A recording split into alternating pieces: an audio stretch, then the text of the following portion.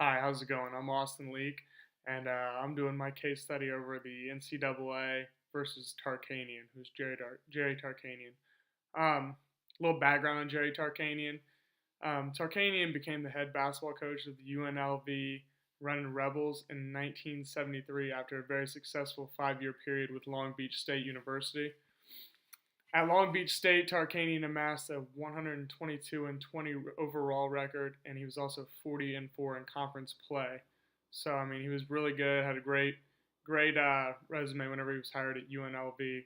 Some of his coaching accomplishments include setting a record margin of victory in a national men's basketball championship game. When 1990, his Running Rebels team defeated Duke 103-73. That 30-point margin is still the record today in national championship games. He compiled a Division I coaching record of 784 and 202 while at Long Beach State, UNLV, and Fresno State. He compiled a career winning percentage of 784, which ranks 10th all time in the NCAA.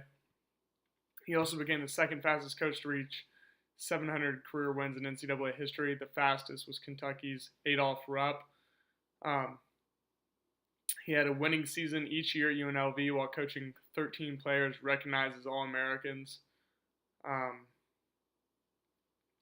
winning 11 regular season conference championships, 7 tournament championships, and making 12 NCAA tournament appearances, including a string of 9 straight NCAA tournament appearances at UNLV.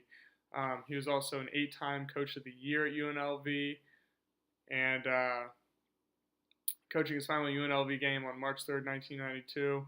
He defeated Utah State. He left UNLV as the winningest coach in college basketball history at 835 win percentage.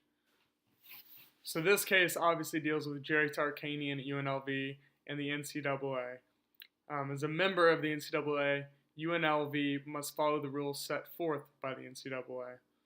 One of the NCAA's basic policies is to maintain intercollegiate athletics as an integral part of the education program, and the athlete is an integral part of the student body, and by so doing, retain a clear line of demarcation between college athletics and professional sports. In an effort to promote this policy, the NCAA has adopted rules or legislation governing the conduct of the programs of its members. The NCAA's rules apply to a variety of issues, including academic eligibility, financial aid, and recruiting of students.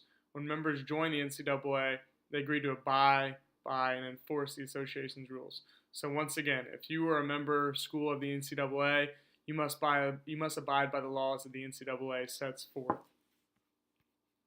In 1972, the NCAA notified UNLV that it was initiating a preliminary inquiry into the university athletics recruiting practices. So basically, the NCAA smelled something fishy with Coach Tarkanian and how much success he was having at UNLV in such a quick period of time. After 3 years, the NCAA decided an official inquiry was needed and instructed UNLV to investigate a series of allegations, many of which involved basketball coach Jerry Tarkanian. Due to this notification, UNLV school officials decided to conduct an investigation, which led them to announce that Coach Jerry Tarkanian was innocent of any wrongdoing. So UNLV looked internally to see if there was any issues with their program, and they decided there were no issues and that Jerry Tarkanian was, in fact, innocent of any wrongdoing. However, the NCAA convened a 4-day hearing at UNLV at which university officials challenged the credibility of the NCAA's informants with regard to alleged recruiting violations. The NCAA's Committee on Infractions ultimately found that officials at UNLV had committed 38 rules violations, including 10 by Jerry Tarkanian, one of the 10 being that Tarkanian didn't fully cooperate with the investigation, so that didn't help him out.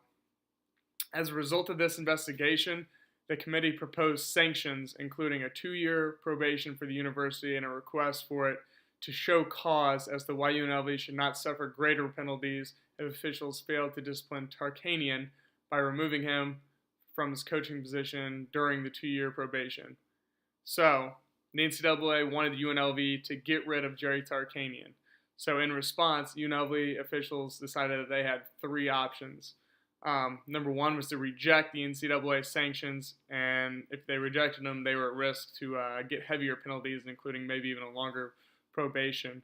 The second option was to accept the NCAA sanctions and reassign Tarkanian, all the while believing that the NCAA was wrong. So number two, they're saying that they're going to have to get rid of Tarkanian as a coach, even though they didn't believe that the NCAA's rulings were correct. And the third option was to just completely withdraw from the NCAA, which isn't a good look because what other league is there, that's profitable for a college? It's a big money-making corporation, the NCAA. So while they might not agree with the ruling of the NCAA, it's also probably not a good idea to withdraw from the NCAA since there's 960 other schools involved. So the president of UNLV decided to choose the second option. This means they're going to get rid of Tarkanian and take the punishment that the NCAA is going to dish out to them. In response to this, Tarkanian filed for an injunction in state court alleging that the NCAA deprived him of property and liberty without due process. The trial court enjoined the UNLV from suspending Tarkanian on the basis that he had been deprived of both procedural and substantive due process. Tarkanian then filed suit against the university before amending his filing to include the NCAA. A trial court ruled that because the NCAA's conduct constituted state action for jurisdictional and constitutional purposes, the university was forbidden to take any action against the coach.